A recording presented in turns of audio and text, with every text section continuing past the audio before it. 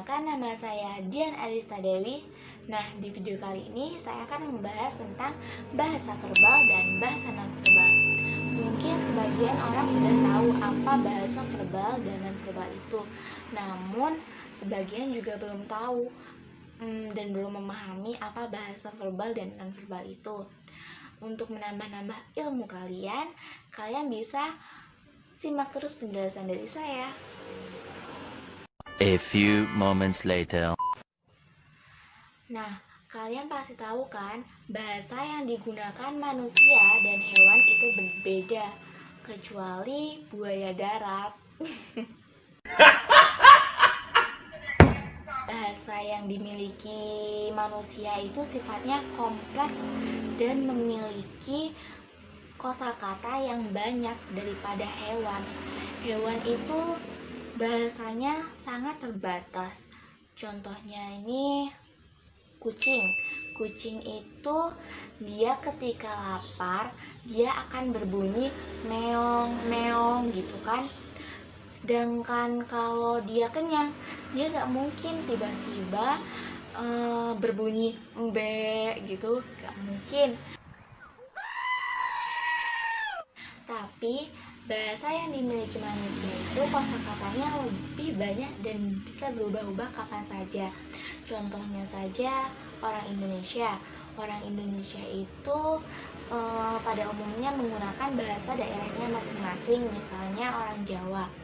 Orang Jawa itu sehari-hariannya memakai bahasa Indonesia. Namun orang Jawa ada juga yang bisa menggunakan bahasa Madura, Sunda, dan bahasa-bahasa lainnya. Itu adalah salah satu contoh bahwa manusia itu memiliki kosakata yang banyak dibandingkan hewan. A few moments later. Bahasa manusia itu terbagi menjadi dua, yaitu bahasa verbal dan bahasa nonverbal. Nah, ini yang dari tadi ditunggu-tunggu penjelasannya ya kan? Yang pertama, bahasa verbal. Apa sih bahasa verbal itu? Bahasa verbal itu bahasa yang dapat dilisankan, dibunyikan, atau juga ditulis. Contohnya saya ngomong seperti ini, termasuk bahasa verbal, karena apa yang saya ucapkan itu berbunyi dan bisa ditulis. Nah, yang kedua, bahasa nonverbal, di mana bahasa ini menggunakan bahasa tubuh atau kebalikan dari bahasa verbal. Bahasa ini mungkin terkadang susah digunakan untuk berkomunikasi. Contoh dari bahasa verbal ini, kita bisa tahu teman kita yang sedang sedih atau dia sedang ketakutan dilihat dari raut wajahnya atau gerak-geriknya. Nah, dari situ meskipun dia tidak cerita apa yang sedang dialaminya, namun bahasa nonverbalnya itu mengatakan bahwa dia sedang sedih atau sedang ketakutan. Itu secara tidak langsung kita mempelajari bahasa nonverbal.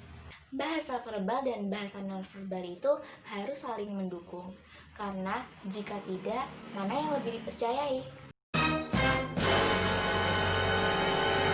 Yang lebih dipercayai yaitu bahasa nonverbal, karena bahasa nonverbal itu meliputi bahasa mimik wajah, bahasa gerak-gerik tubuh, yang mana maknanya lebih mendalam.